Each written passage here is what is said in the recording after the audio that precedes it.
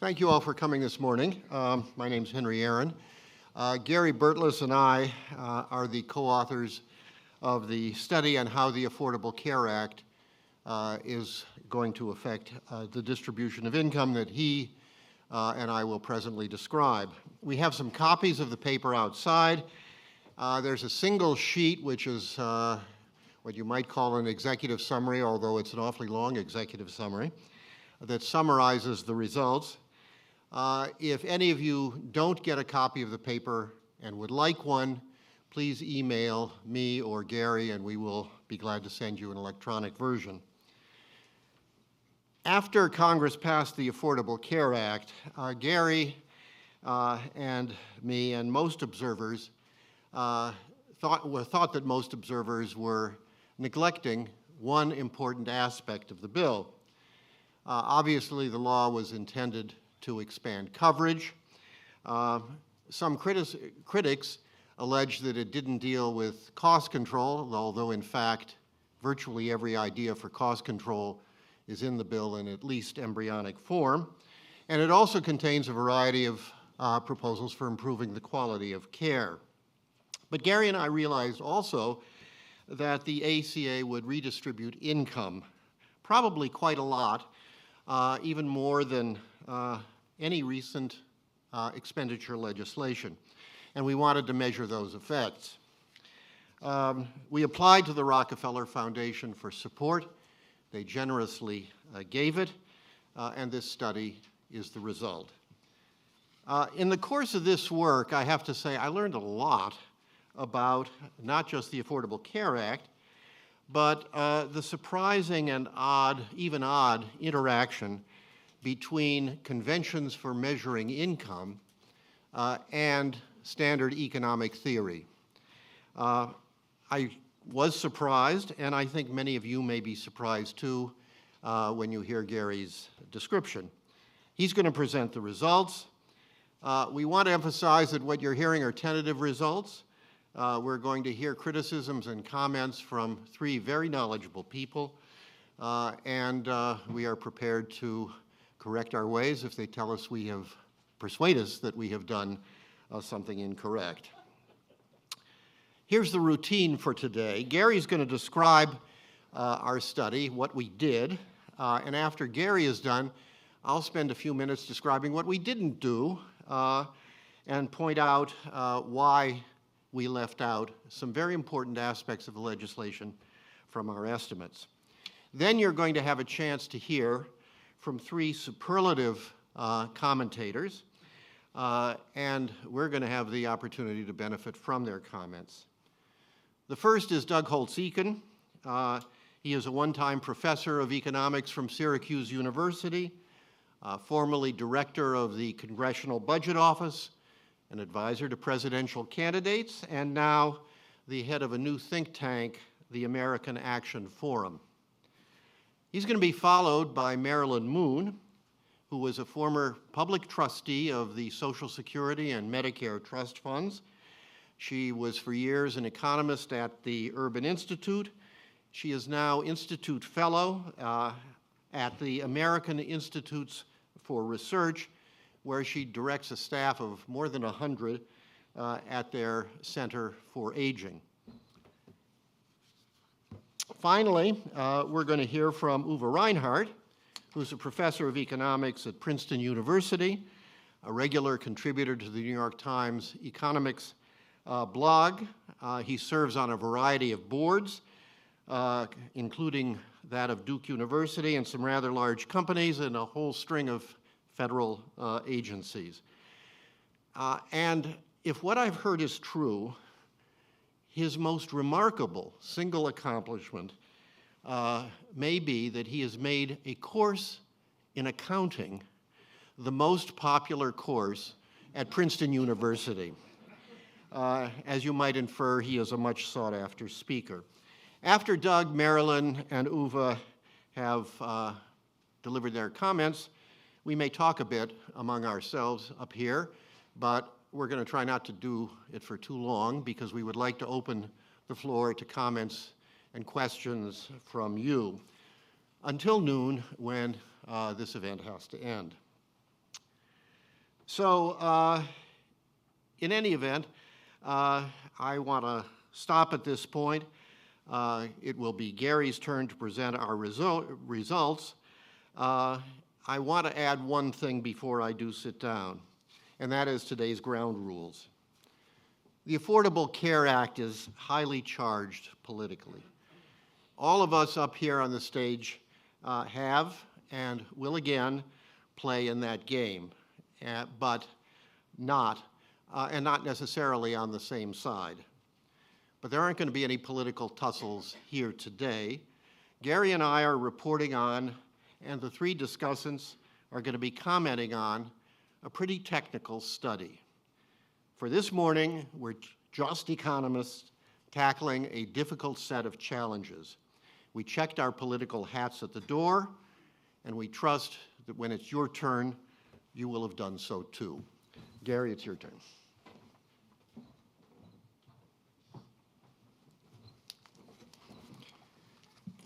What I want to do, if we have a screen to present these results, is to describe very briefly what we were trying to learn, how we went about learning it, and what we found. As Henry pointed out, this is not good. Audiovisual equipment is the Achilles tendon of academic presentations. The goal of the ACA was to expand health insurance coverage by making it more affordable. It was not to change the income distribution. Most observers expect that reform will help make coverage more affordable, especially for people with lower incomes. And it's going to do this by ensuring that employer plans are available to full-time workers who are employed in large and mid-sized firms, by expanding Medicaid coverage, and by providing tax credits to help people who are not offered an affordable insurance plan so that they can obtain affordable coverage through a state insurance exchange. Now, even though the ACA is mainly about expanding health coverage and holding down the cost of insurance, it's going to affect the income distribution to some degree. Some people are going to get new government subsidies to help them pay for insurance. Some workers will gain access to or take up employer plans that are going to be available to them, and this may indirectly affect their wages. Finally, the new public benefits provided through the ACA are paid for. Congress didn't pass a law that wasn't completely funded. They tried to come up with cost measures and cost-saving measures and also revenue increases that would pay for this. They changed Medicare premiums for high-income people covered by that program. They hiked taxes on high-income families. They trimmed insurance subsidies available under some Medicare plans.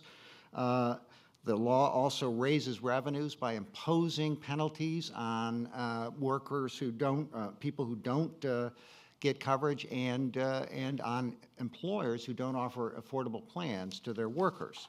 Now, our analysis gives an initial assessment of the potential effects of the new law on the income distribution. They're based on detailed assumptions, which are described in the paper. We don't account for all the effects of ACA, as Hank will document later on. This includes, most importantly, the ACA effect on the trajectory of health costs, and a bit less significantly, its impact on competition in the private insurance market. Our first conclusion is simple. The projected income distribution effects of the ACA favor Americans in the bottom quarter of the distribution. But the size of the gains are particularly sensitive to the way that we define family income. In particular, by how we count in that measure of family income the value of the health insurance benefits that people receive. Under the standard income definition, the Census Bureau's money income measure, health insurance coverage is assigned absolutely no value. It does not count. This is the case even if insurance is provided for free by an employer or for free by the government through Medicaid or Medicare. So how much health insurance benefits count in the money incomes of Americans is essentially just zero. I hope some of you can see these. They're pretty small. So this is how much money income counts. This is how much health insurance benefits count, this chart. And you can see that there's no value whatever when we rank people from lowest to highest. This is how much counts in a definition of income offered by the Census Bureau called the fungible value of health insurance benefits. This counts 100% of the value of an employer contributions to a worker's health plan, and it counts some prorated portion of the value of government health insurance benefits depending on whether people have low or high incomes. If they have low incomes below the amount needed to buy a basic food and shelter budget, they're assigned no value to these benefits whatsoever. People in comfortable income ranges, 100% of the value of government health benefits are counted. So, and if we include the total value of health insurance benefits, you see the light line there. That's the value of health insurance that doesn't get counted when we only do fungible. And the total value obviously rises quite considerably if you include the total value of health insurance benefits that go to the lowest income population. Now let's think about what the impact of reform would be that boosts the extent and the value of government subsidies to people who obtain health insurance at the bottom end of the income distribution. Suppose almost all the increases targeted on people with an income below 400% of the poverty line, which is in fact the case. Using money income, absolutely none of the increases in coverage get counted. They're zero gets counted.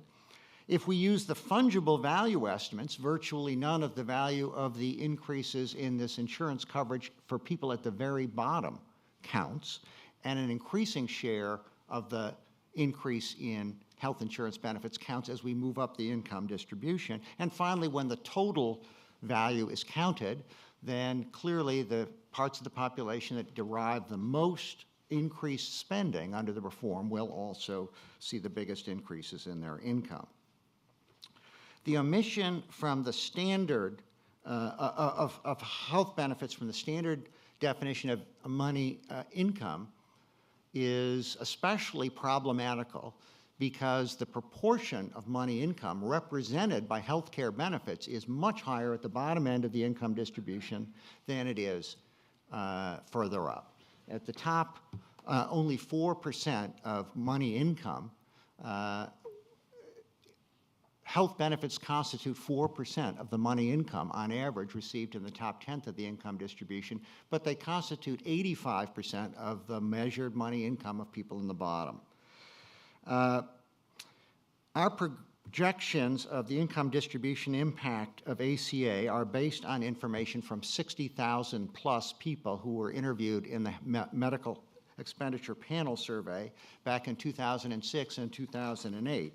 All the numbers we adjusted to reflect expected inflation, income and wage gains, premium and subsidy values in 2016, which is the year we analyzed. And we picked that year because it's the first one when we think most of the main provisions of the Affordable Care Act will be in effect. Our model identifies families that will be offered new insurance options as a result of the ACA, perhaps an employer-sponsored plan in some cases, perhaps Medicaid in others, and in almost all cases, for people who are not poor, they will be offered the option of purchasing insurance through a state health insurance exchange with a subsidy if they have a low enough income. We predict the insurance choices that families will make. Typically, though not always, this will be the cheapest one that's available to them. Finally, we project the implications of these choices for family income, and you won't be surprised to learn that we do that under 4 different definitions of family income. First is the standard census money income definition. Second is the census's money income plus the fungible value of insurance benefits. Third is money income plus the total value of insurance benefits. And finally, we calculate income in a way that takes into account also the tax increases that were imposed in the Affordable Care Act. Now, the ACA, like the health insurance and healthcare system in general, is really filled with moving parts. We don't pretend to have taken all of them into account.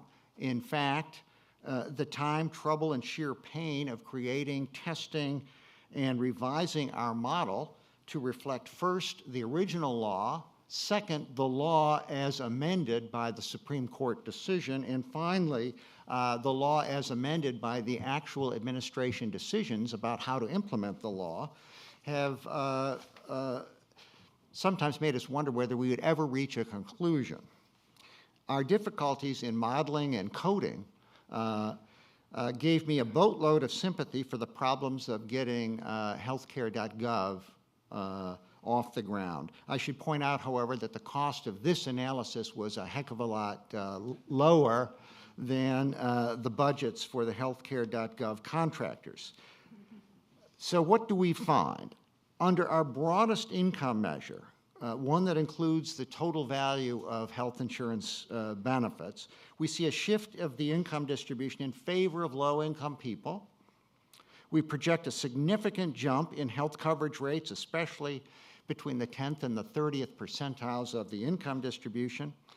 Much of the rise is driven by increases in Medicaid coverage and enrollments in exchange-provided insurance plans for which people receive a new federal tax credit to help them pay for the cost of those plans. Our estimates show that when the total value of health coverage is counted as income, the average incomes of Americans in the bottom fifth of the income distribution rise by 6%. The income gain is much smaller, and especially in the bottom 10th of the income distribution, it's practically non-existent when we only consider changes in families' money incomes. Folks in the bottom fifth see an average income gain of just 1.4%, not the 6% I mentioned before, and at the very bottom of the distribution, in the bottom 10th, there may even be small declines in money income. Now, the ACA was paid for, as I mentioned, increased government spending on Medicaid and tax credits for insurance purchased through the state exchanges were offset by tax hikes, Medicare premium increases, penalty charges, cuts in the subsidies to some kinds of Medicare. Even though the great majority of middle-income and affluent families is unaffected by these changes, some families are going to see a loss in their net incomes, at least under some of the income definitions. This reduces the average incomes in higher deciles. Bear in mind the overwhelming majority of people currently covered by an employer plan, by Medicare, by Medicaid, will see little direct effect of the ACA. Their insurance is going to continue as it was before, with some changes in regulation. Our projections attempt to identify the people who will be affected and to estimate the financial gains or losses that they will experience, but most people are not directly affected. Our estimates attach no value to the change in well-being that will occur because non-poor families are now assured of access to an affordable health plan. If a MEPS family had adequate insurance and its insurance arrangements are unaffected by reform, our estimates show no change in their financial position. From an economist's perspective, that's not quite right, though. In 2008, a person covered by employer insurance who lost her job and lost her health insurance at the same time would have no assurance that either there would be a plan available or that that plan would be affordable to her. In 2016, if ACA remains in effect, many more Americans will have a reasonable assurance that they can buy an affordable health plan, even if they don't work for an employer that offers such a plan. We do not assign any value to this guarantee, even though without a doubt it has some value to people.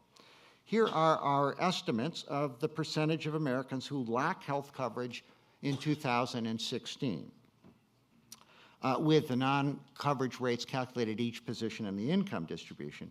Not surprisingly, non-coverage is highest at the bottom of the income distribution, and coverage improves as you move up the distribution. Here's what we expect the effect will be across the income distribution of, on non-coverage rates. And you see a very sharp drop between the 10th and the 30th income percentiles. This is another way of expressing the same numbers, expressed as a percentage change in health insurance coverage. It is striking how much bigger the gains are in the second and third deciles than they are in the very bottom of the distribution. Part of the explanation is the Supreme Court's ruling against federal penalties on states that do not expand their Medicaid coverage. This is what our estimates are of the additional coverage that we would have seen if the Supreme Court had ruled in favor of those federal penalties rather than ruling against them. So remember this chart when considering the income gains that we actually do find at the very bottom. Insurance and income gains at the bottoms would have been bigger under the originally passed law compared with the law as essentially amended by the Supreme Court. Here are our projections of enrollments in group health insurance plans obtained through the state exchanges. The blue line shows enrollment in plans that are partly financed with new federal tax credits. The red line shows enrollment in policies that are not subsidized through these credits. Virtually no one in the bottom 10 or 12% of the income distribution will purchase plans through the exchanges. Between the 10th and the 60th percentiles of the money income distribution, most of the plans purchased through the exchanges will come with some federal tax credit subsidies. Above the 60th percentile, there will be no subsidy. There are two kinds of new health coverage that will receive generous government subsidies. The first is Medicaid expansions. That's indicated by the light blue.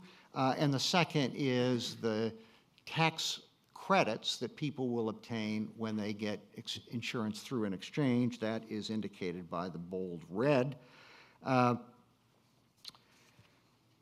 biggest jump in enrollment in government-subsidized plans occurs around the 20th percentile, but the enrollment gains are proportionally smaller at the bottom, in spite of the fact that that's where non-coverage is a bigger problem, and the reason is the Supreme Court decision.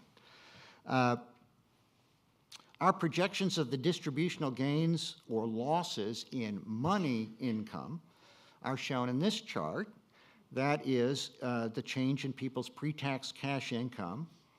You might ask why health reform has any effect at all on money income, because, after all, money income doesn't count the value of health insurance benefits. The main reason is that some workers will give up their employer health insurance to obtain a cheaper plan elsewhere, while other workers will take up an employer-sponsored plan, possibly to avoid paying a penalty because they don't have adequate coverage, or possibly because a plan will be offered to them by their employer for the first time. We assume that employers who no longer pay for their workers' health coverage are going to realize some cost savings on the health compensation part of the package, so they'll give money wage increases to those workers, but employers who have to start contributing to an employee health plan will have less money available to pay money wages, so money wages would decline. Most workers in employer-provided plans will keep the plan they already have, and they will be unaffected.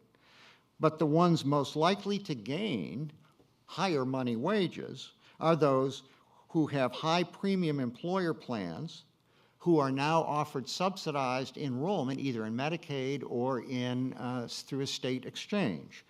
The money wage gains for those workers are especially concentrated in the second income decile and also at the very top of the distribution where there are very minor gains. In between, we see modest declines in people's money wages.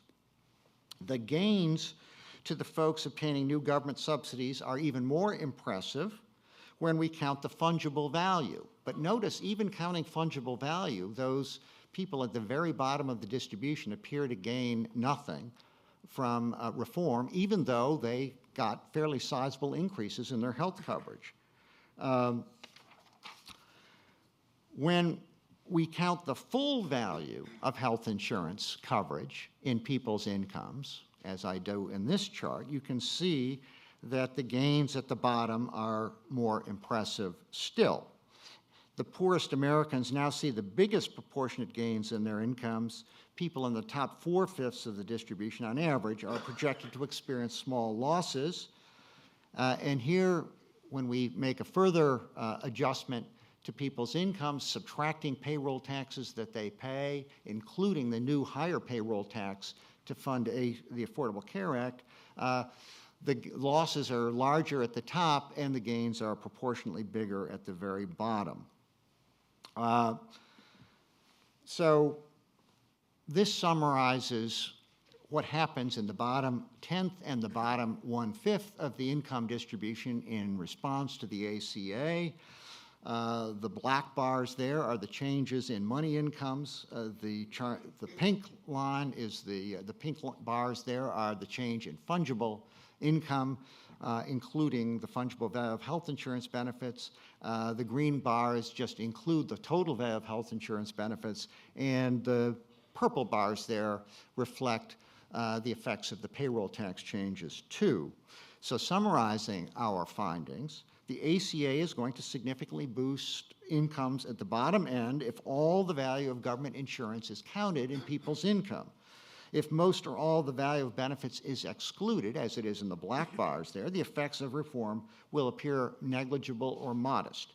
The impact of the ACA at the very bottom of the income distribution is substantially smaller than would have been the case if the Supreme Court had ruled differently on the federal penalties on states failing to expand their Medicaid plans. The tax increases, penalty payments, and Medicare subsidy reductions embodied in the Affordable Care Act will help pay for the cost of government subsidies and Medicaid expansions, but on balance, they will modestly reduce the net incomes of people in the top 3/4 of the income distribution, at least when we use a comprehensive income definition that includes the subsidies embedded in people's health insurance. Our assessment of the distributional impact, as Hank will document further, ignores some important effects, but it notably ignores the value to the working age population of having an assured source of health insurance, even if they work for or are unemployed. If they work for an employer who does not offer an affordable plan, the law will change that, and that certainly has some value to working age people.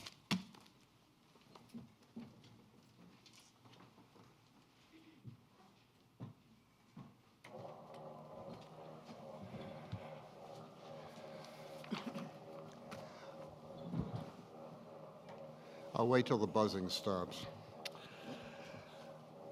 Gary has told you what we did or that we tried to do. I'm going to describe much more briefly what we didn't do. And I'll also explain why those omissions are mostly inescapable.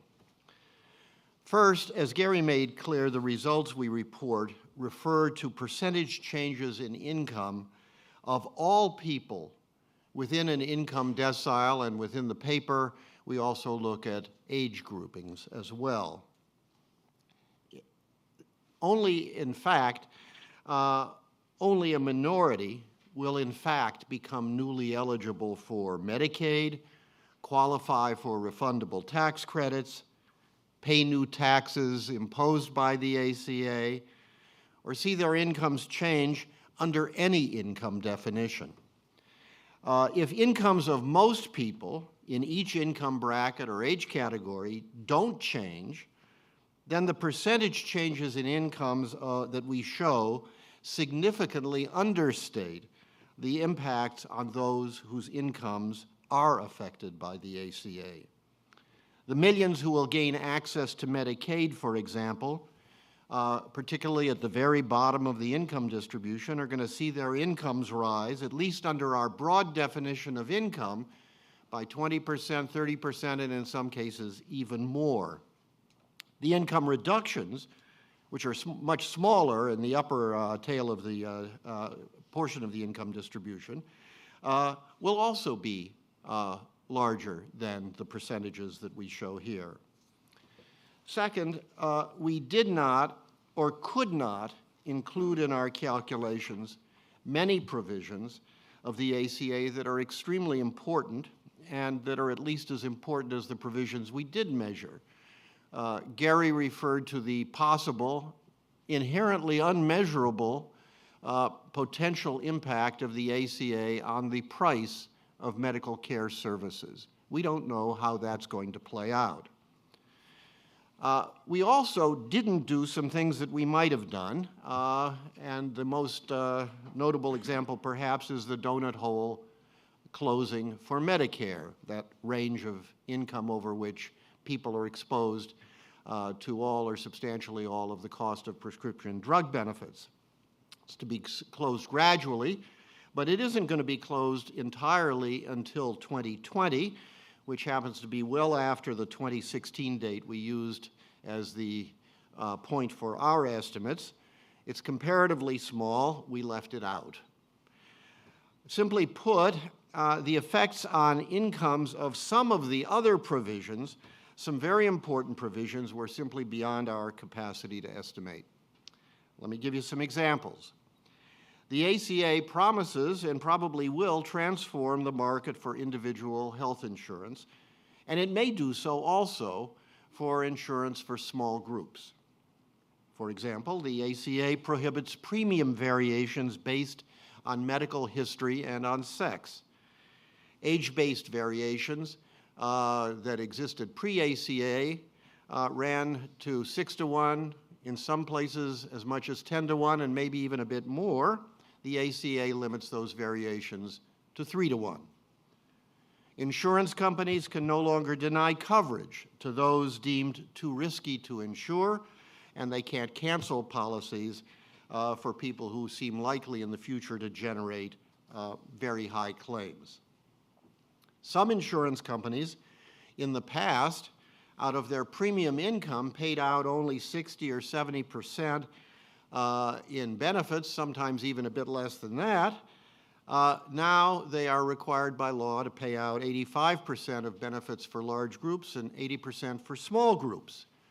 In the year 2012, under the ACA, they were forced to return to policyholders, 12.8 million of them, in fact, a bit more than $1 billion. Presumably, the law will render those return payments unnecessary in the future. In addition, state exchanges and the federal exchanges as well, have the capacity to require rates for all insurance sold to small groups and to individuals to be calculated within a single pool. Now, all of those provisions are going to cause income to be redistributed. Most of that redistribution will be within income classes and not between them. The effects can be large. We wish we could have measured them. We didn't think we could. Finally, the ACA slows the growth of reimbursements to a variety of providers under Medicare. Big-time money, estimated $430 billion over 10 years. We didn't know whether those spending cuts would lower payments to physicians and other healthcare personnel, cut into the profits of hospitals and other organizations, lower investments by those organizations in ways that curtail benefits for patients, reduce the quantity of services rendered to patients, shift costs to payers other than Medicare or in other ways, or more likely what the mix of all of those effects would be. We could not and did not measure that effect. I want to close with a plea that I fear will be disregarded by many. Some very large benefits will accrue to the millions of people who will become newly eligible for Medicaid and refundable tax credits. But the President and Congress went to great lengths to prevent the ACA from adding to the federal budget deficit. Someone has to pay for those benefits. That means that income gains and income losses will roughly balance. So my plea is, please don't cherry pick our results. And now you're going to have a chance to hear from the commenters. No further introductions are necessary, and if they were, I'm going to fail because I'm not giving them. Doug?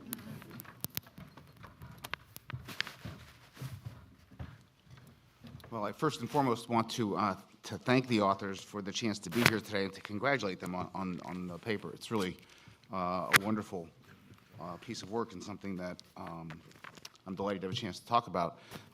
This is, in the end, a very technical question.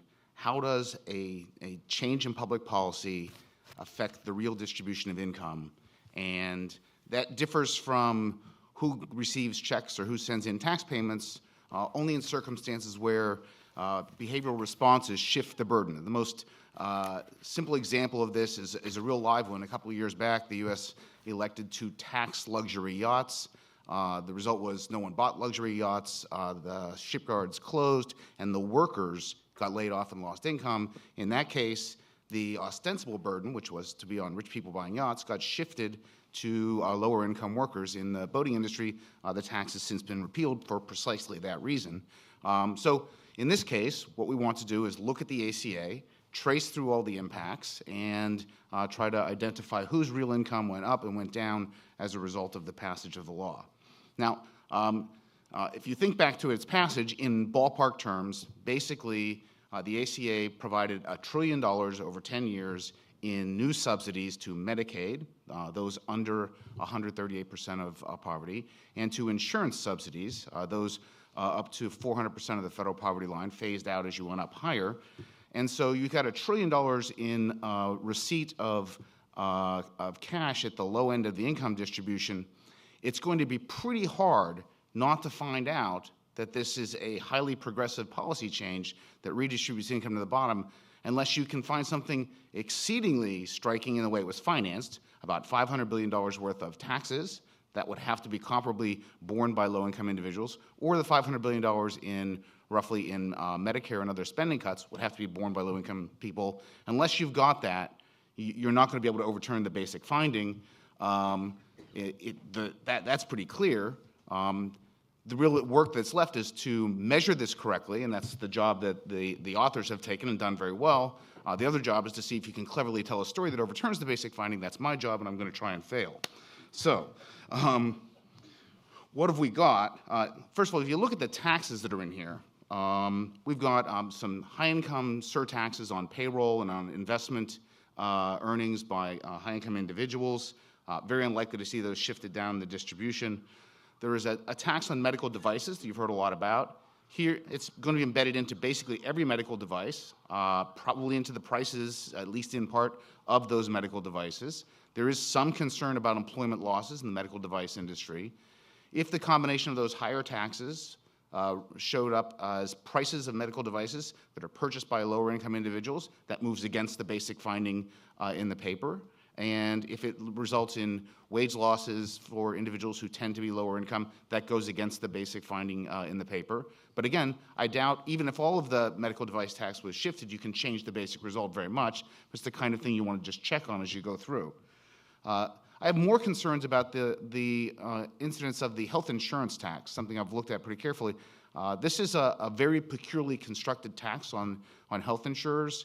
It will almost certainly be shifted forward into higher premiums that will be borne at least in part by middle-income individuals and lower-income individuals.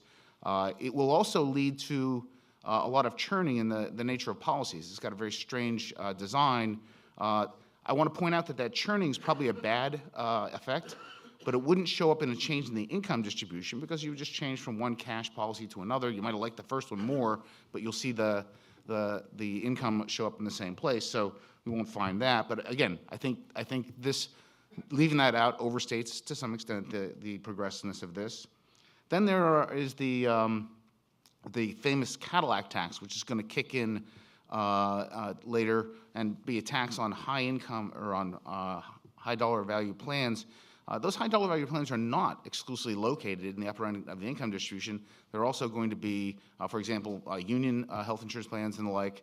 And there's a serious question about what the response will be to that tax, whether it will show up is constraining the size of the plans and thus would show up as less in the way of the total value or fungible value of these plans. That would show up in their estimates.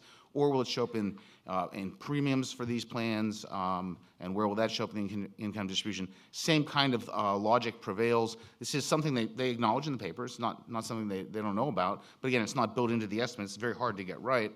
And I'm not going to talk about the tanning tax. Who knows who that hurt really badly. But those are the basic kinds of taxes, and then there's the Medicare cuts as well. Here, some work that I've seen by Jim Capretta and Robert Book and others does suggest that to the extent the Medicare Advantage cuts lead to plans being dropped, that will disproportionately affect low-income and minority Americans, but I don't think it'll show up in their estimates because the impact would be to move those Medicare beneficiaries from Medicare Advantage into traditional Medicare. Again, you're going to see them having the health insurance in their incomes, and so that's the kind of churn that might occur but won't affect the basic results. So those are the sort of basic mechanics of this thing. It's pretty hard to imagine the incidence of those things changing very much, particularly on a static matter.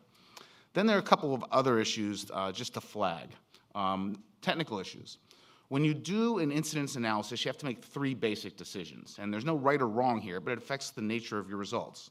The first thing you have to do is pick a measure of income, and Gary walked through the issues associated with picking the measure of income in this case. I, for the record, would be happy to see them simply leave out the census money income, something which I view as indefensible for purposes of serious policy analysis. It's in the paper, but it's for completeness, I think. It doesn't really make a lot of sense. But you do have to make a decision about how you're going to measure the income, and they've done a thorough job of that. Second thing you have to do is pick your unit of observation. In this case, it's a household. You could pick individuals. You could pick families. I think it's households in this case. That won't matter too much here, except in two instances, which I don't think are dramatic, but are going on. The first is the ACA had this provision that allows you to cover children up to age 26. The question is, does that change household formation in any way for young Americans, and thus change the number of households that you're going to have out there, and thus the incomes in them? And the second and the more serious one that I can't quite figure out how it would play out, the ACA mandates that employers provide affordable insurance. But to the surprise of many, it turned out that's not affordable family coverage for those employees who have families. It's affordable individual coverage. So there is the possibility that you could have people with a family plan currently who would end up with an individual plan for the employee. The spouse and any children would then have to find coverage elsewhere. And I'm not sure what that does to the household's income measure. They may go they'll get some more cash wages because they don't have the offset of a family plan, so the employer can pay them more. But they'll also probably get subsidies out there in the exchanges for the spouse and the kids. That's the one instance where I think the choice of the household might matter, and I can't figure out exactly what it does to the results. But again, as a matter of magnitudes, my suspicion is it's not very big. The last decision you have to make is a decision about time periods. This is an annual income measure, and it's not anything wrong with that, but you could look over lifetimes, and over lifetimes, some of the low-income folks getting subsidies may migrate to be high-income folks paying the taxes. You get a very different answer there. Or you could look at cohorts and ask whether the old, who might get windfalls here and never pay taxes, make out at the expense of younger, who will pay higher premiums in many cases and some of the taxes later in life. But these results don't answer all the questions. They answer only the questions associated with the time period, annual income, and those could be different people at different points in their life. Then the last thing I want to list is just some remaining quibbles on the kinds of things that might go on, and just emphasize how the analysis is being done. The first and most important assumption, which they are clear about in the paper, and which you really have to understand how much it drives results, is that employers care about the total compensation to their employees, and as a result, if the mandated benefits go up for insurance, and that costs the employer more, they will cut wages to offset exactly. Total compensation is unchanged. That means that the mandate does nothing to the income distribution. It can't, per se. I mean, because you just swap the way you pay your workers. You give them more or less health insurance, more or less cash, and that's a key part of what goes on. I agree with that. I think that's exactly the right way to do the analysis, but for those who haven't been through this before, that's an important part of it. Second thing that I think is an important behavioral response that we might want to think about is the degree to which the CBO estimates of employer drop, which the authors adopt, are right. I am among those who is worried that the employer drop may be bigger than is estimated in this paper. Essentially, if you do the math, up to about 300% of the federal poverty line, it is possible for employers to stop offering insurance, pay the penalty, give their workers a raise, allow that raise after tax to, plus subsidies to purchase insurance in the exchanges, which is as good or better as the employer was offering. So the financial incentives on both sides, employee and employer, to get out of the health insurance business are pretty big. Now, what keeps them in is the fact that high-income people get no direct subsidies under the Affordable Care Act. They instead get a tax subsidy, the non-taxation of their employer-sponsored insurance. They want that, and they want the insurance through their employer for that reason.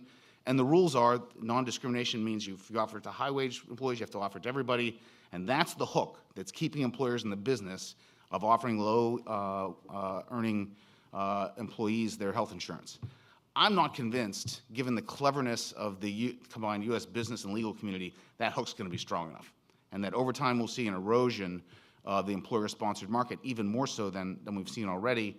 If so, we get, again, employers dropping, they'll pay their workers more, so we'll see their employee-based compensation unchanged, but now we'll be picking up subsidies out in the exchanges. That's going to look like bigger transfers to the low end, would exacerbate the effects that you have in the paper. They'd be even bigger yet.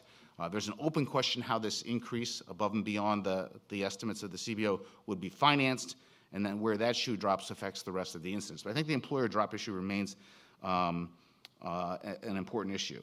I'm also just curious about their thoughts, if we have a discussion afterwards, on the impact of the age bands on their results. I mean, my reading of it is that, we know pretty clearly that the age bands mean that premiums are going to be relatively high for young and healthy, relatively low for the older and sicker. That was the intention of the policy.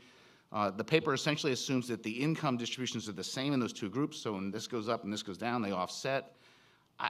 That doesn't feel right to me, and I think it'd be worth thinking harder about that. But that's an issue. And then there are the labor market impacts of the ACA, which will affect labor earnings and thus the income distribution. There is a lot of speculation, no evidence yet, about movement of people from just a little bit over 30 hours to under 30 hours to avoid the mandate and thus move toward part-time work, replace one full-time worker with two part-time workers, a lot of things like that. That would change these results dramatically if you start changing the incomes that people get before their subsidies. And then there's concerns about the growth impacts for small firms of the mandate hitting at going over 50 workers. Will you see those firms, the growing firms, which is where job creation and labor market vitality has come from traditionally in the United States, get hampered somewhat by this? If so, again, you're shifting some of this burden onto the workers in those firms. They tend to be lower wage workers in smaller firms. You change the impacts as well. And then the last one, which they mentioned, and I don't know how to do any better than theirs, is we're going to spend $1 trillion in subsidies, and we're going to have a bunch of Medicare cuts. What's going to be the impact on prices of providers? They're going to have a big demand push from the folks who now have insurance and previously didn't buy as much health services. They're going to have offsetting cut somewhere else in the system. What's the net impact on the actual prices paid, and that's the value of these dollars? We don't know, but again, it's not in the paper, and it's something that's going to play out over the next 10 years. So the bottom line is that I think it's pretty hard to punch a big hole in the basic findings. You can tweak the numbers one way or another if you take into consideration some of these effects, but it's not going to change the basic distributional picture that you get out of the Affordable Care Act. And I just want to thank the authors for taking the time and energy and computer coding to dig out how big these numbers really are. Thanks.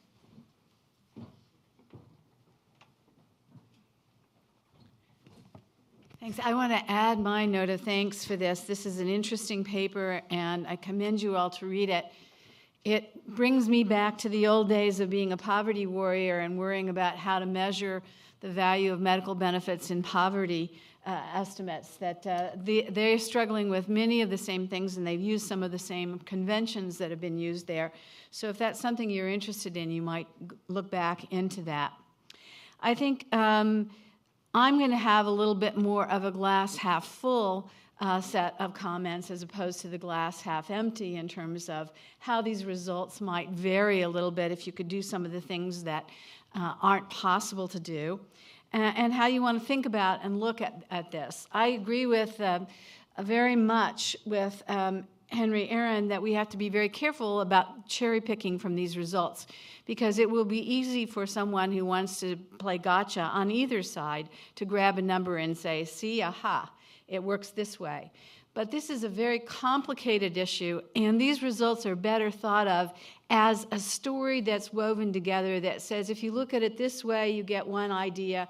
If you look at it that way, you get a bit of another idea. And I think that that's really important to do. It is important because there is so much emphasis right now on the issue of inequality. Everybody's interested in inequality. What does that mean? What's going to happen? How can you deal with that? I think that this paper fairly clearly demonstrates, as it should, that it does help to redirect resources to those who are less well off overall. That is an inescapable finding because of the way it was set up and intended, and indeed the findings indicate that. But that it also illustrates that there are going to be losers. Out of necessity, when you try to pay for something, you have to create losers in the system as well. And that's also something that's important to take from this. But you need to look at them both and not just one versus another. When you add new benefits to a system that already has subsidies, you also come up with a set of results that look a little bit lopsided in some ways. I would suggest that one of the things that indicates why the bottom decile doesn't do better under the Affordable Care Act is that we've already taken care of much of the bottom decile. The really poorest of the poor already have Medicaid. They're already taken care of. What we're doing is filling in to, again, my overuse of the word complicated, to a complicated healthcare system, extra benefits to people in various places who don't have it. And as a result, you're not going to get a nice, smooth distribution of beneficiaries of who benefits from this. And again, that's appropriate in a world in which we're not trying to start from scratch. It'd be a lot easier if we were trying to start from scratch, both to do this and to estimate the impacts of these things. I also think that that means that when you think about what are the total subsidies we're providing for healthcare, might be a useful additional piece of this paper to talk about of how many people get what kinds of subsidies right now, and how do those work. That raises the issue, though, that's always a tough one when we're dealing with this question and we're trying to be good economists and talking about adding a mandate, for example, to employers and saying you must add these additional benefits. And appropriately, they use the convention that says then you have to assume that wages will be cut. But I want to suggest that one of the things that when we look empirically at what happens out there is that may not always be the case of what happens either. Just as there's very good literature now that indicates if you raise the minimum wage, it does not necessarily have the very pure economic notion that it drives lots of people out of jobs and does all of the easy things that people can talk about, the problems that can happen, but rather that what happens is that there are some forces that conspire not to have that occur. And I think that there are going to be some forces that conspire not to have a full offset of these wages in the case of individuals who are now facing a mandate. Presumably, in many ways, we're leveling the playing field, and employers who in the past have failed to offer these benefits are now going to be required to offer them. And that puts them in a bit of a more level playing field with other employers who are offering them. The question is, will then there be compensating wage differentials? And it's a difficult question to answer, but I think it's something that deserves to be thought about, again, as one of these things that complements what you would like to study from this, but you recognize you really can't. I'd like to talk for a couple of minutes also about the notion of how we think about what you're trying to get from an income measure. And one of the difficulties of trying to measure the impact on income of an in-kind benefit is that it doesn't fit. It's a round peg in a square hole, because an in-kind benefit certainly adds to the resources and ability to consume goods and services that people have, but it doesn't do so on a one-for-one basis.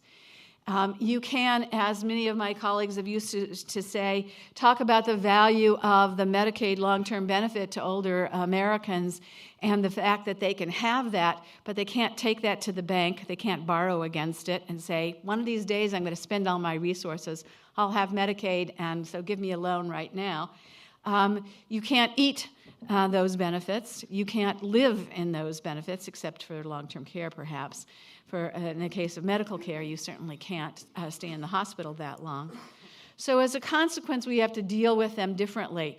That does not mean that they are of less value necessarily. It means that in terms of thinking about them as income, they are different. And that's a distinction that I think is really important for people to make when they think about the implications of a paper like this. And that is, there are benefits that you might want to look at of how they vary by income level, however you decide to measure income. And then there are changes in income that will only show changes if you put those things into the measure. So one thing you could do is you could talk about the value of the benefits received by a standard income measure, like the traditional census income, and not try to put the benefits in, but simply say that people in the bottom decile get $10,000 of extra benefits on average, or $2,000, or whatever the case may be. And that's a different way of thinking about it and looking at it. And it gets you away from a little bit the problem of the notion that it looks almost, when you're talking about the non-fungible value or the fungible value, whether you're talking about something that's worth less and maybe we shouldn't be giving it in kind. One of the reasons that we provide in-kind benefits is that we believe there are value that don't just get attached to giving somebody $1 and saying go out and buy health care, but rather we are inducing people to get health care coverage that has other extraneous benefits for the rest of us, and that's the reason we do it. Otherwise, we'd be foolish, and we should just simply give people money. If we didn't value having everyone have health insurance, then we should simply give people a check. Why then do we value having people have health insurance? Well, for me, that as someone who already has good health coverage and is not eligible for a subsidy, it means that I am less likely to walk down the street and contract resistant tuberculosis from someone who is untreated, for example. It means that as a society, I don't have to worry about the resources of hospitals and other people being strained and not being able to meet my needs. If I'm going to be very, very non-altruistic about it, that there are a lot of things that I get as direct benefits. There are also benefits to society of having a healthier workforce that will work longer, have higher productivity, and so forth. None of those things get captured, particularly when you begin to then try to wedge this into the income notion and reduce the value of these benefits so that they don't overstate the income that people have. It's a legitimate problem, and it's a dilemma. You're damned one way or the other way. You have to sort of pick your poison here. Now, finally, I'd like to say that I think that there is also an interesting thing in terms of thinking about the whole issue of what is going to happen and all the other offsetting changes that will come, the sort of second-order effects. When people have to pay for a higher health insurance, will they lay off workers? Will they reduce hours and so forth? My thing that I'm always shouting at the television when I'm hearing pundits who aren't very smart, who are making various claims, is the counterfactual. So I'm going to leave you with that notion. Economists worry a lot about it, and it's a really valuable thing to think about. What would have happened if the ACA did not occur? And I would argue that employers that don't want to provide health insurance would not be providing health insurance. That employers who decided that they did not want to have workers work as many hours so that they didn't have to put them on their health insurance policy that many of them have voluntarily done would do that anyway. And so in some ways, it's a perfect excuse. It's a wonderful excuse to say the ACA made me do it. And anytime anyone tells you the ACA made them do it, I would simply say we need to look a little further and ask the question of, did the ACA make that happen? Or was that something that was going to happen anyway? And perhaps it accelerated the trend.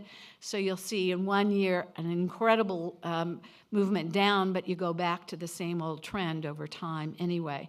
So as these results are being digested, and as the authors think about how to portray them so that people don't cherry pick them, I would say there are a lot of things to keep in mind. It's a great document that a lot of people will use, but also a lot of people will misuse, I'm afraid. So thank you very much.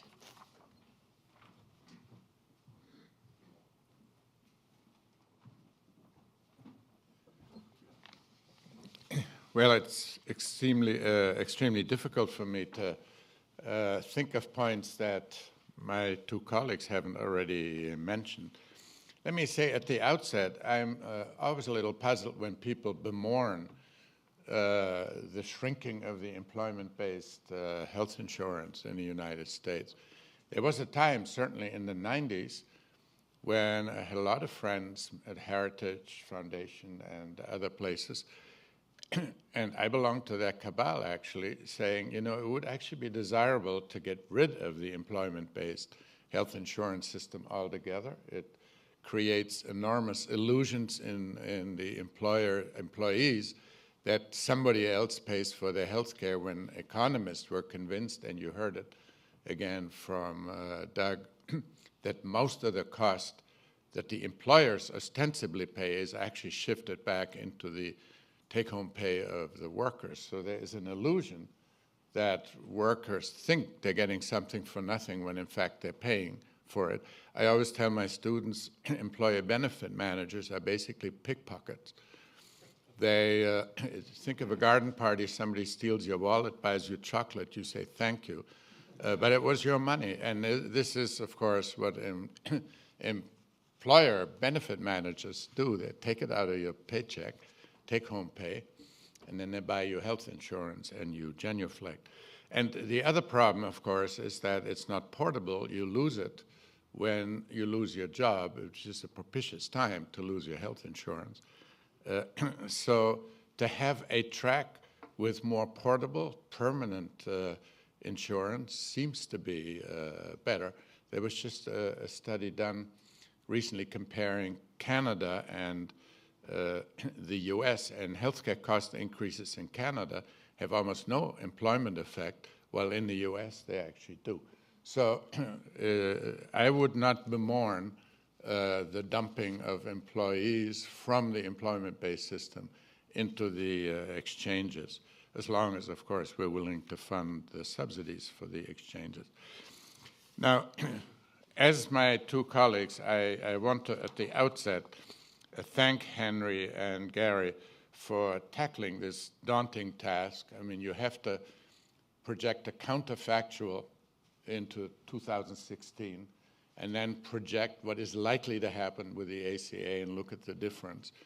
And for some things you can do it, and for others, as Henry Aaron pointed out, it's just pure speculation, because we don't know how the incidence actually goes.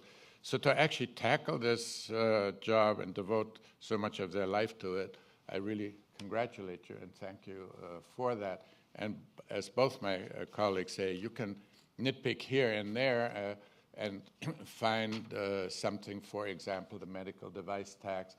We don't know. I think it'll mainly be shifted back into the prices these people get, because the whole market for devices is changing. But who knows?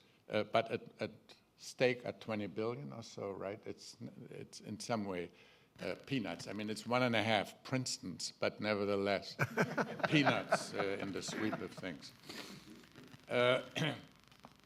Now, what is being distributed, the target of the analysis, that is, of course, tricky. Ideally, you know, we economists would like something like well-being, or we call it utility or happiness in the vernacular. That's what you really like. Then we economists invented something called welfare, which I think is, well, I use the Chinese word, 牛分, because Princeton professors are not allowed to talk about this substance so bluntly, but I think most of welfare economics is hocus pocus. So I'm glad you did not engage in that and focused on income. But there you have it. You know, who would have thought income is so difficult to define till you actually think about what all goes into income. And the problem always is these benefits in kind, what are they really worth? As Marilyn pointed out, it's just you have liquid assets and non-liquid assets you can't sell, certainly not very easily. And here you have income that's really very fungible. You can buy anything with it. And then you have other things of value that you cannot tap and get a loan against. Ideally, one might say what I'd really like to do is saying I'm giving a poor family a benefit in kind and say, what is that worth to you? Well, it's the maximum they would have bid for that benefit, but I think that's self-defeating on its face because they have very little income, therefore their bid price would be very, very low for this benefit. And so then we use various ways, the fungible method, which is some attempt to come to grips with it, that if a family is near starvation, giving them a benefit like that is probably worthless to them because they wouldn't bid anything for it. And the fungible approach that Gary explained so well takes care of that. If you take the full value, that certainly is likely to overstate the value to the family of this benefit in kind, which is, of course, what moves so many economists to say, why don't we just give them the cash equivalent instead? You get more happiness out of that. I think that misses an important point. But that's what we teach freshmen.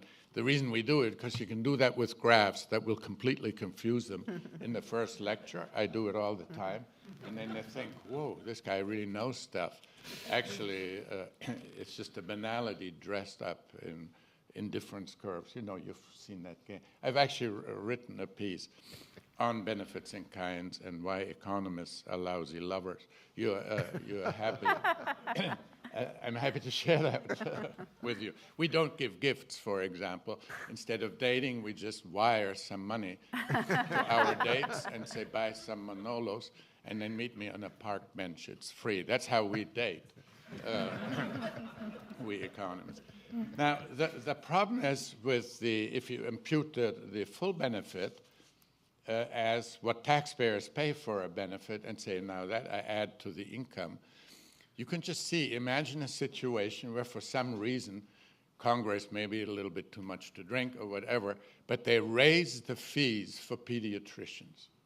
Supposing they did that, and then all of a sudden a pediatrician, new Beamer, goes into the neighborhood of the poor, and he can tell the poor, you know, I bought this Beamer from the income increase you poor people got.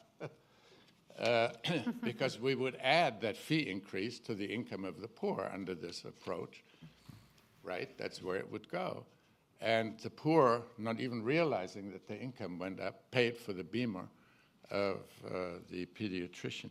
So there are some absurdities in it, but we really don't know how to cope with it any better than these two authors have done. And the best thing to do when there are alternatives is, in fact, to show all of them and then let people ruminate which measure tells them. Different measures tell different stories, which they want to work with. The same, incidentally, is true about value. You go to any healthcare conference, you hear value purchasing, value this, value insurance. I'm going to have a conference on value valuing. I think it's a great concept. But we actually do not know the value of healthcare.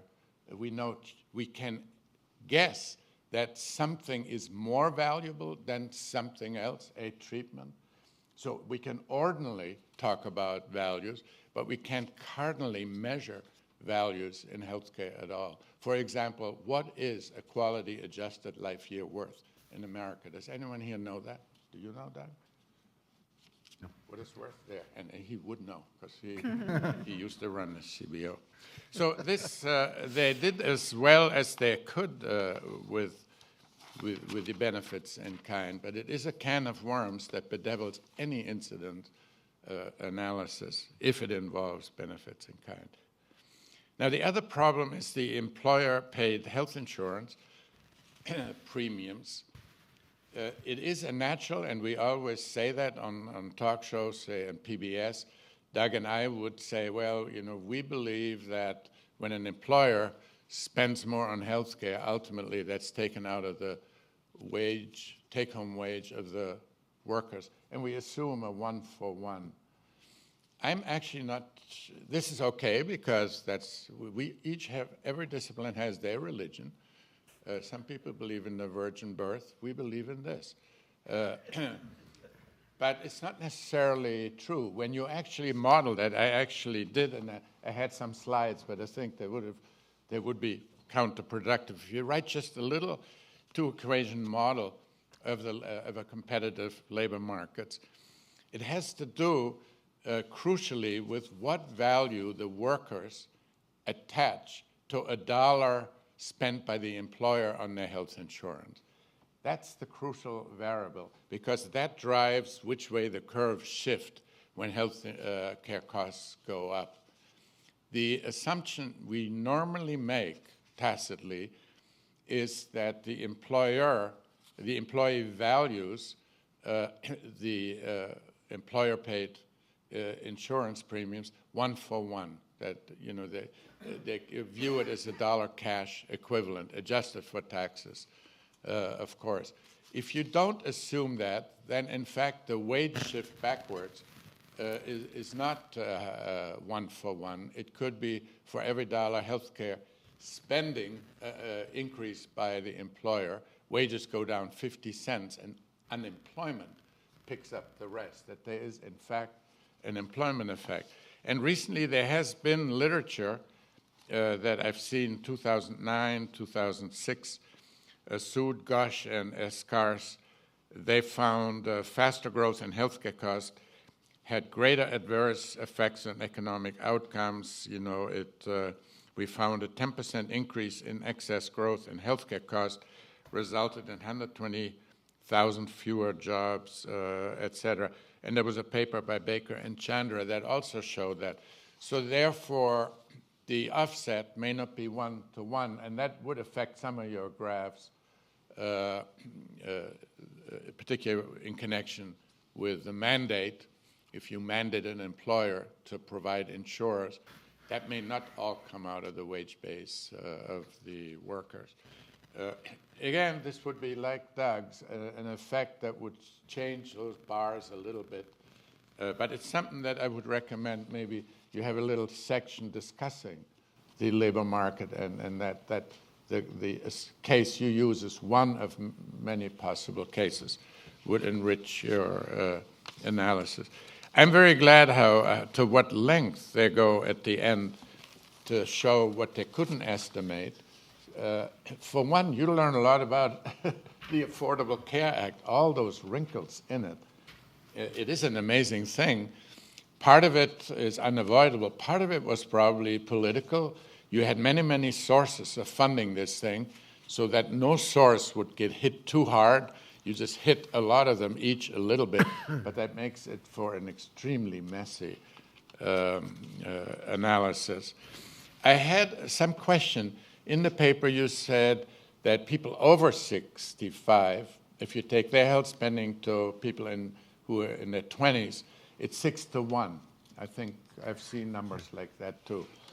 But what we'd really like to know is the group from 55 to 65, on average, that's not 6 times the 20. That's maybe more like 5-ish, 4.5-ish, so that in fact the 3-to-1 may not be quite so shocking. So maybe you could look at what that is. I think those numbers from MAPS must be easily available, what those ratios actually are. There's some age compression that surely is in the law, that 3-to-1 is probably less than it really is. But do you know what it is, either of you? I don't. I think it's like 4.5. 4.5-ish. Off the, this kind of thing would occur to me on a train. That would be my number as well. And so again, I conclude, obviously the 40% excise tax or the Cadillac tax, I think that'll be like the boats. I think those policies will probably disappear, just like those boats disappeared. Mm-hmm. And I therefore don't blame the authors at all not tackling this, because you really don't know the behavioral response to this Cadillac. And it starts only in 2018. Right. And who knows, we may not even be counting in dollars anymore. So maybe in Chinese yuan. It is one could, from this, and I'm glad you mentioned this, cherry pick and tell all kinds of stories, and stories will be told. But I think if one wants to be honest about it and take it in the totality, it's a very plausible, sensible forecast. I'm very grateful we did it, and that we now have it, and we can use it in teaching, among other things, which I will. Make a great precept, and let me leave it at that.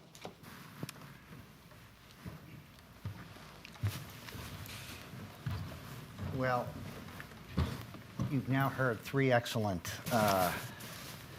overviews and reviews of what we said with interesting additional thoughts about how we should think about the measuring income and assessing how income distribution might change. And so now we want to hear reactions from the audience or questions. If you have questions, if you want to spark a discussion up here, stand up and identify yourself. Do not call on this one. Yes. Joe Minerick. Joe Minerick. Thank you. Larry Checo. We've heard the word value quite a bit, and I would think that it's a loaded question, because the value of healthcare really depends on your personal situation. If you have a chronic disease, I think you value it more than if you're healthy. But I think it's more than an individual thing. I think we have to look at it from a cultural point of view. What value do we place on healthcare as a culture? To Ms. Moon's point of view. I guess my basic question is the ACA, was it worth passing? Whether it distributes income or not, culturally, was it a benefit or a negative for America? It seems to me that it would be the first step towards a universal health care system, given the fact that some people want to see the Medicaid thing expanded. But anyway, that's my question. Was it a positive or a negative? Speaking as one of the 2 authors, I'm perhaps too bluntly going to say we really didn't address that question. That was not our goal. Our goal was to measure, using the conventions of income measurement and standard economic theory, what the impact is on income. You can make a lot of arguments one way or another regarding the desirability of the Affordable Care Act, including the dimensions you've described. We stayed away from that. Joe Minerick.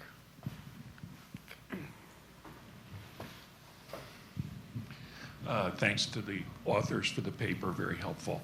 Pardon me, let me say by way of introduction, and in the future, each person should please introduce themselves. Joe is chief economist at the Committee for Economic Development. Thank you, sorry. A narrow factual question for Hank. You mentioned that your distributional numbers represented the effect on an income group, that a comparatively small number of people in any given income group are actually affected, and therefore the impact on those who are affected would be proportionally larger than the numbers you mentioned. And I believe you explicitly said that that was true up and down the income scale. I would have thought that at the upper end of the income scale, the effects you're measuring are primarily pay-fors, Yes. which are more universally. Mostly, but not entirely. Yeah, and therefore that at the upper end of the income scale, more people are affected. The effects on individuals are more uniform. At the lower end of the income scale, they would be more concentrated on particular individuals. Just interested in your reaction. I'm going to punt this to Gary because he worked with the data much more closely. Well, if you're a family above, with income above $200,000 as an individual person and $250,000, I think, as a married couple, 100% of you will be affected if you derive income from earnings or from investment income, and that pretty much exhausts where you can derive taxable income, I think. So yes, but that's only a small portion of the top 10%, really. But the top 10% has a lot of people below $200,000 too. That's my point. So there, even when you see these fairly sizable gains under some measures of income, comprehensive measures of income at the bottom end of the distribution, the charts that we try to show you, in which we show the number of people taking up Medicaid in addition to the current numbers with Medicaid, and the number taking up health plans for which they're receiving tax credits, in no part of the income distribution do those people constitute more than 15% or so of the total people. So they're just, most people are not affected. It's averaging together over full income decile. What are the gains? What are the losses in that decile? How does it compare with what the average income was in that part of the income distribution before reform? Those are the numbers we're showing. If we had more budget, I think it would have been a useful thing for us to go through and identify those households whose incomes are affected and calculate the average for that subset within each decile. We look forward to the government transferring to us some of the exchange's budget so that Rounding we can error continue. in 1 month's budget for healthcare.gov will be fine. We'll accept that. Gene Sterling. Gene Sterling in the back, is that? This gentleman up front is. Gene Sterling from the Urban Institute, and I don't really know the answer to this question, but I'd be curious in your speculation. I think that one of the big 21st century issues for social welfare policy is the extent to which the money we spend on social welfare is captured by providers, whether it's Brookings and Urban Institute researchers or Princeton professors or doctors and lawyers along the way. And if you assume that the additional spending on healthcare, a significant portion, I don't know what number you want to use, is captured by providers, how would that affect your results? And the reason I'm not sure how that works, because you do have the additional spending at the bottom of the income distribution, but you have the Medicare cuts at the top, so I'm not even sure how much additional money in the end actually is going to healthcare in the grand scheme of things on net, when you depending on how you count the taxes on everybody else. So I'm just curious whether it's worth speculating to some extent, if some of this money is captured by providers, how that might affect the results. Isn't the critical question whether to use the economics jargon, we're talking about rents for providers? If what we're talking about is providers being paid for an increased flow of services to beneficiaries, that's what one would hope for, and it would be a sign of success. I think what you're referring to, and I think there is reason to think about, is the question of whether the increase in demand simply enables people to jack up prices. And that raises the question that Gary spoke of in his presentation. We don't address the impact of the Affordable Care Act on prices.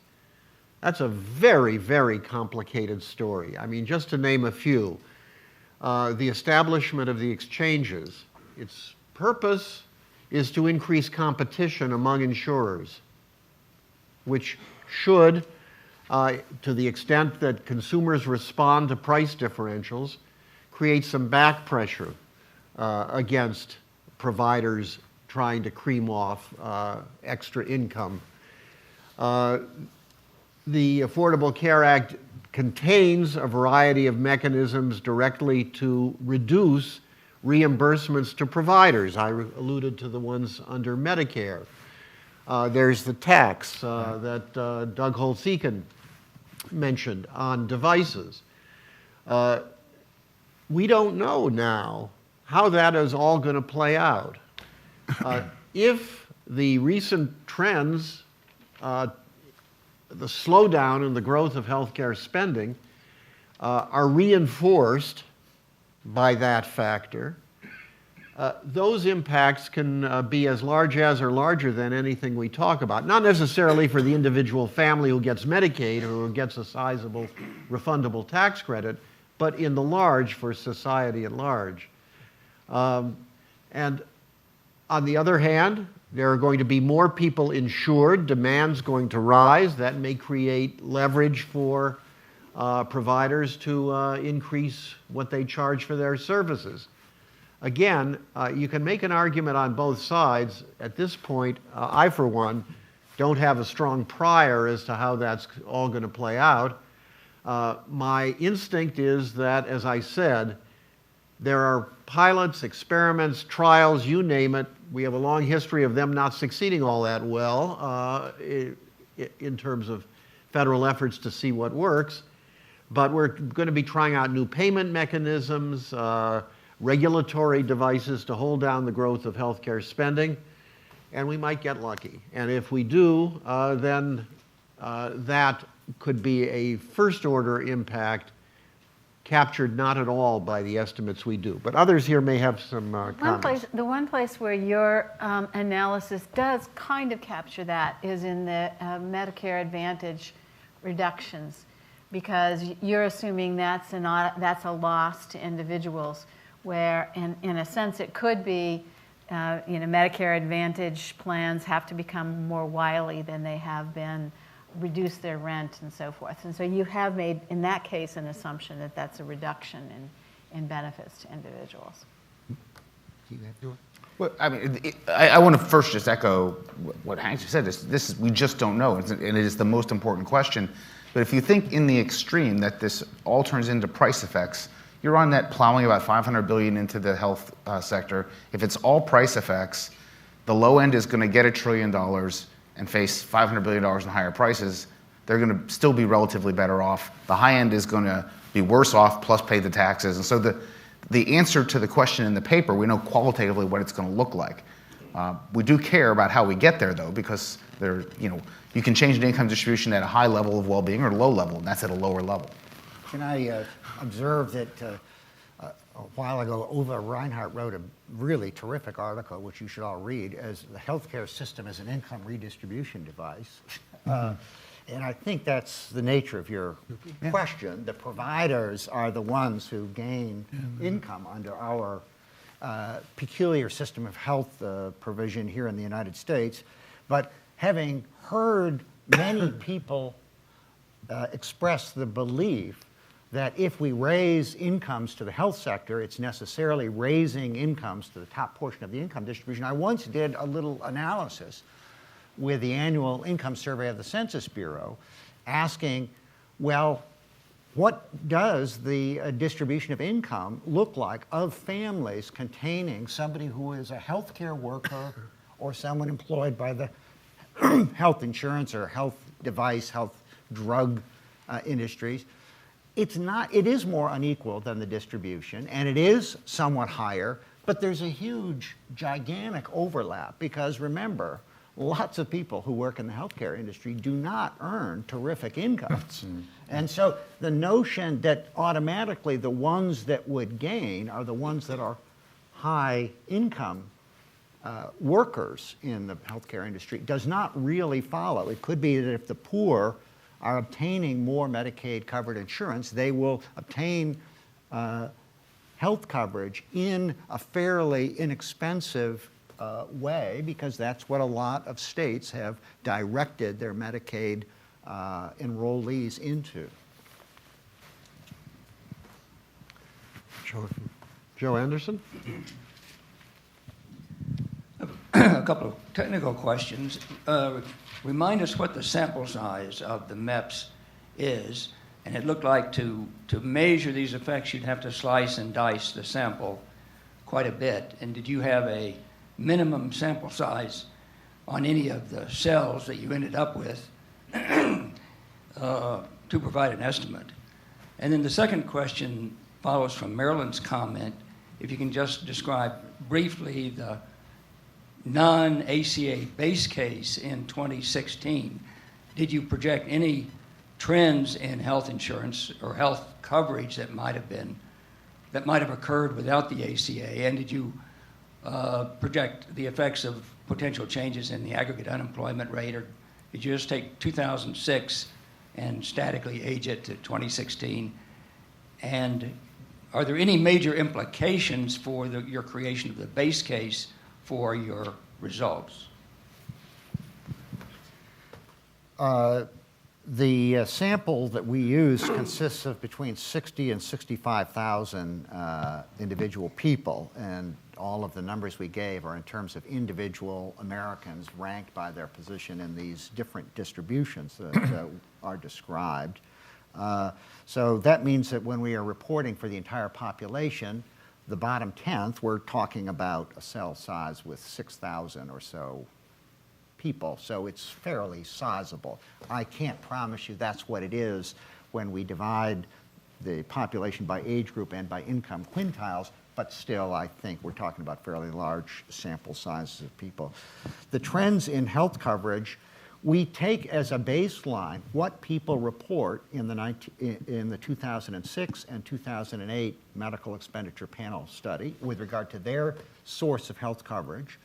We then look at what the Congressional Budget Office forecasts coverage is going to be in the non-aged population in 2016.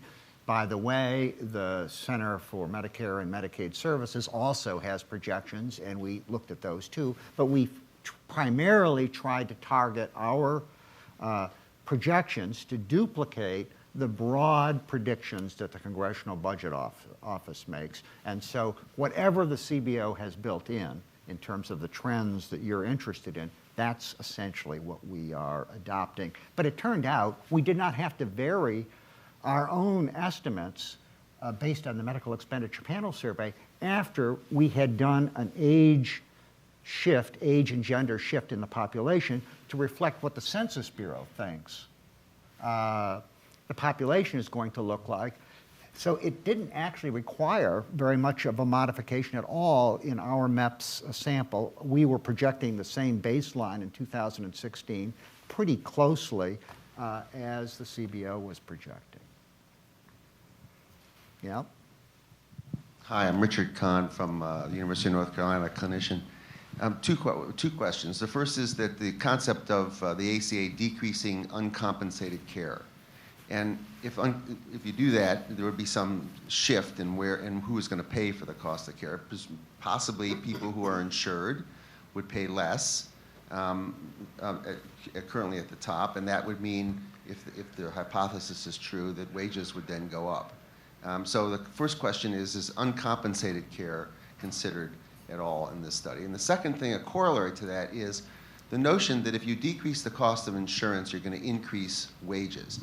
Is there really empirical evidence, solid evidence suggesting that's true, as opposed to decreasing the cost of insurance, and that, I'll call it savings to the employer, goes to profit margin or any other expense? Do you want to do that?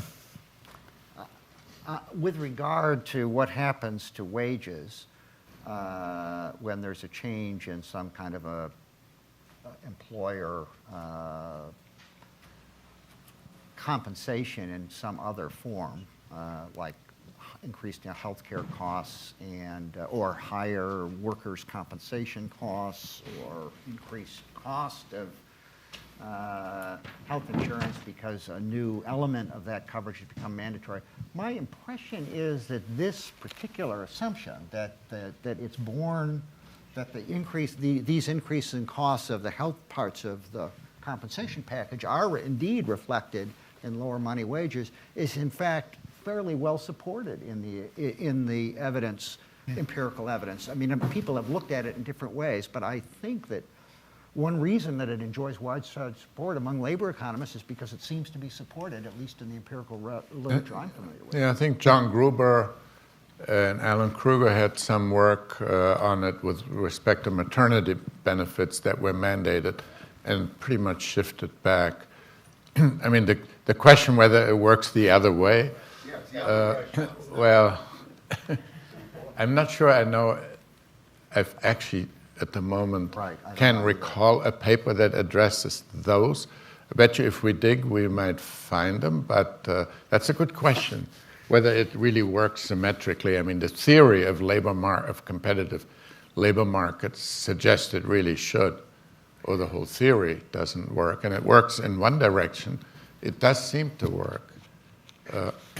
And there's even, on this whole backward shifting, a company buys a group policy and pays a lump sum for that.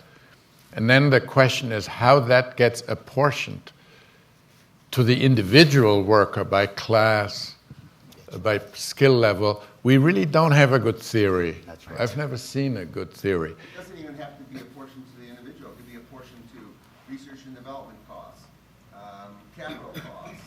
No, it could be, but I mean, our theory says it goes to wages.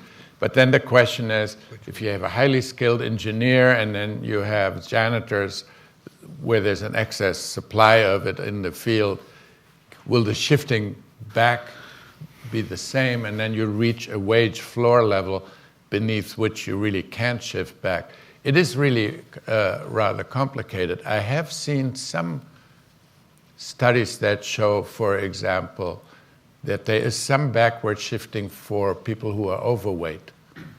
If they're very much overweight, wages are actually lower, other things being equal. There's such research, although there could be many confounding factors. What I'm not certain about, though, is when there's a study that's done of a company facing a change, that's different than also when you're talking about the whole market. The whole market, and you make a change in the whole market.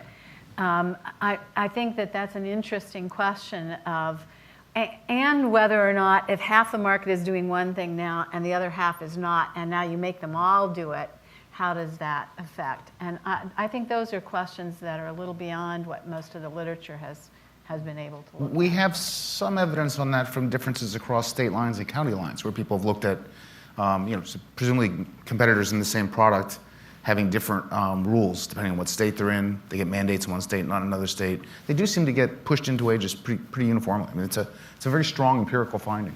Now, how fast is something we don't know much about, and how it gets distributed within the firm we know even less about. I think the issue within the firm is critical. I mean, think of a firm that employs 1,000 people, ranging from highly skilled professionals down to people who are doing minimum wage work. They have a group plan. They're quoted a price based on an actuary's study, based on the characteristics of the employees, and a certain rate is given to the company, which incidentally is going to change, at least for small groups, in some states because of regulations that the exchanges can put into effect. They're going to get quoted different rates because different criteria are going to be legally mandated for rating policies. But this rate comes to the company, and they look at their workforce, and do they know what health insurance premium is associated with which job? This is the inside the company phenomenon. Yeah. The deeper you dig on this, the more complicated it gets. That said, we took standard economic theory for this study. And so the questions you're asking and the complications we're now introducing are suppressed. So maybe it's wiser not to just say immediately that, oh, you decrease insurance, wages go up, because we really don't have real good tests within small, medium, or large. Well, how it's going to be distributed, for example, among employees. That's the real issue, right? Yes, we've never really. How and if. Yeah. Could you just address the uncompensated care? Was that taken into consideration? That's complicated also because one of the things we didn't look at is the ending of the grants given to hospitals for uncompensated care. We took the price of healthcare services, the cost of care, as reported in the Medical Expenditure Panel Survey, aged it, and I think did not actually take account of what will be offsetting effects. Reductions in uncompensated care, but also reductions in grants to hospitals that they now receive that are going to end. Yes, here's. First of all, thank you all for coming and for taking the time to discuss the paper. My name is Joshua. I'm currently an intern with the Heritage Foundation. And I was curious about, given the 2016 data in the paper, how would that be affected by enrollment numbers? If we can imagine a scenario where twice as many people as expected have enrolled by 2016 through the exchanges, and then another scenario where only half as many have enrolled, how would that affect the data in your paper for income redistribution? Well, remember, the cost measures that Congress adopted that we reflect are the ones that are reflected. So to the degree that there are more people enrolling in state, through state exchanges to obtain care that is subsidized, that increases the apparent benefits without changing the costs. Now, if you don't think that that's a very likely scenario because you think Congress will do something to cover the additional costs, well then it's not going to work out very well.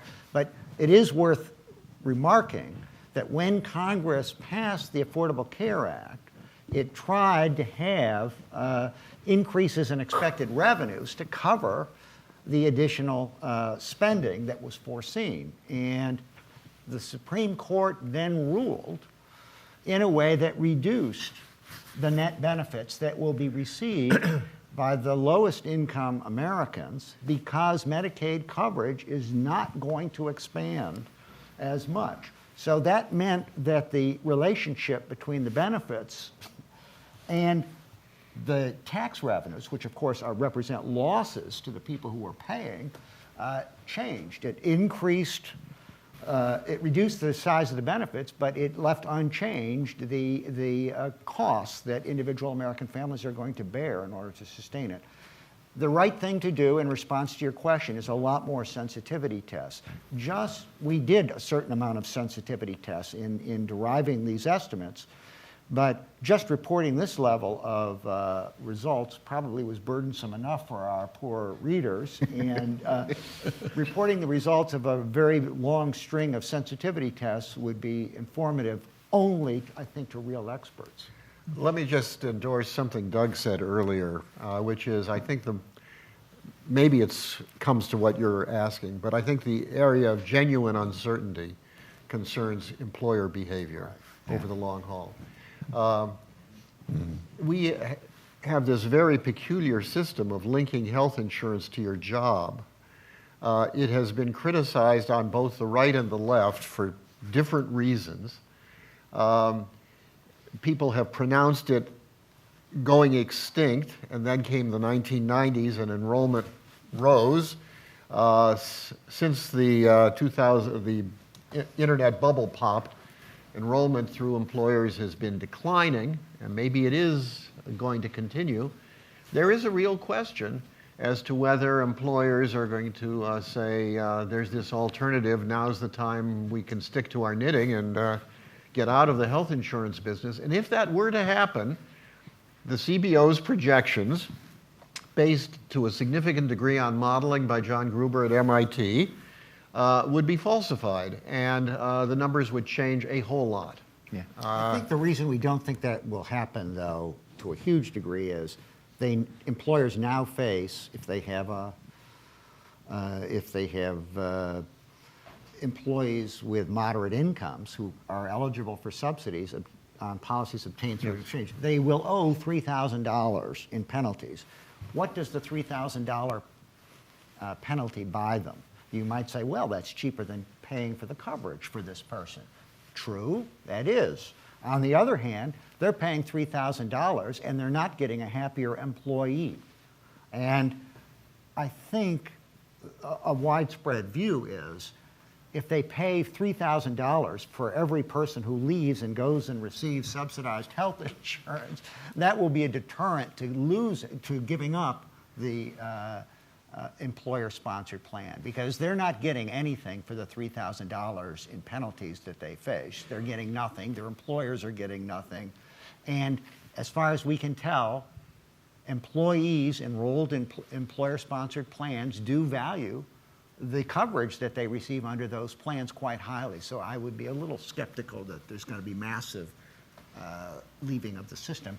We still project that there will be some decline, but we think it'll be decline in people on part-time positions, mostly in small employers, and people who have seasonal jobs who currently do get some employer-provided health insurance. Not much, but they do get some, and we think that those people will get less insurance.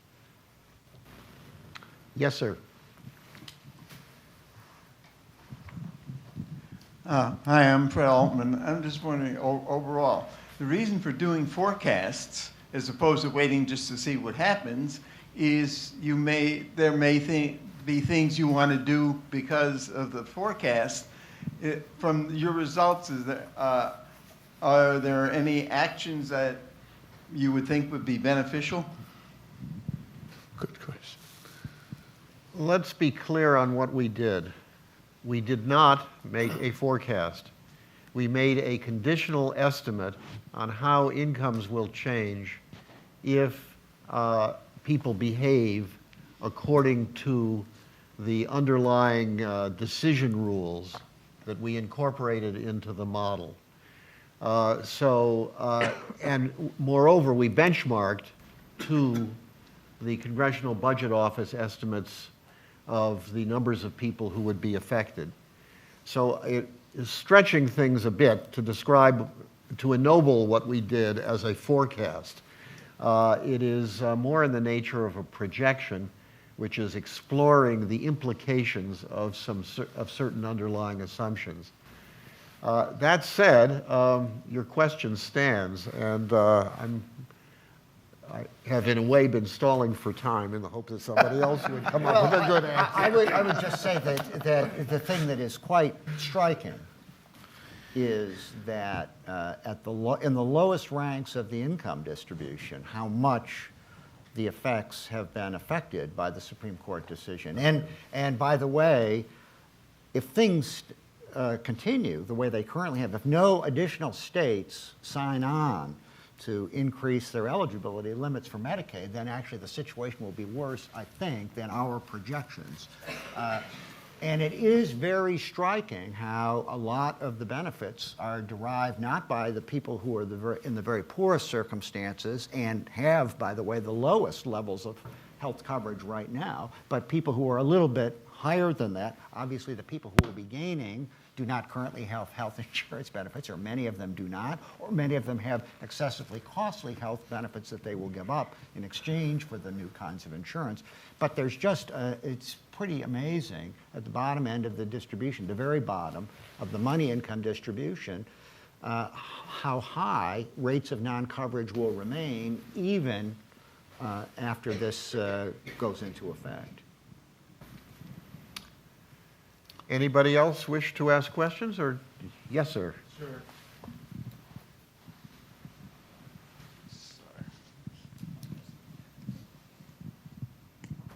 I'm Alan Moore at the Stimson Center.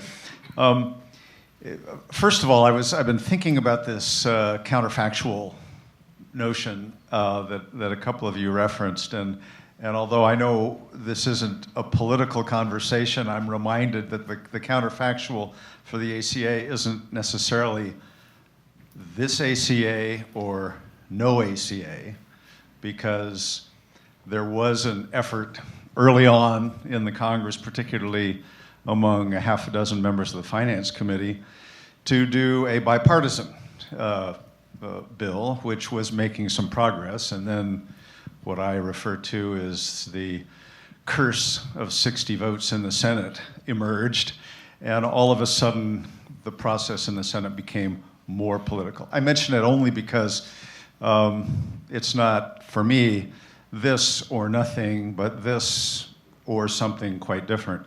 The question I have, though, and I know it's not something you looked at, but it comes to it relates to the question of uncompensated care, what we've seen in terms of sign-ups, people who haven't signed up. Some of it is the problem with the website, obviously, but some of it comes from people going onto the website, looking at their options, not liking their options as they begin to understand them, and simply saying, I can still go to the emergency room. And when I look at your data and think about the second and third decile, those that benefit the most, those people obviously have to sign up. And what I'm thinking now is, given how some of their options are set up with copays and coinsurance and deductibles, is some of the people who sign up, in fact, I'm concerned that quite a few of them who sign up will have a need, they will go for services, and they won't be able to pay their deductible. And that will be another source of cost, if you will, that I assume would, in this data, come back into that second and third decile. I know you didn't look at it, but I wonder if we've got some really smart people here, if any of you could reflect a little bit on that question.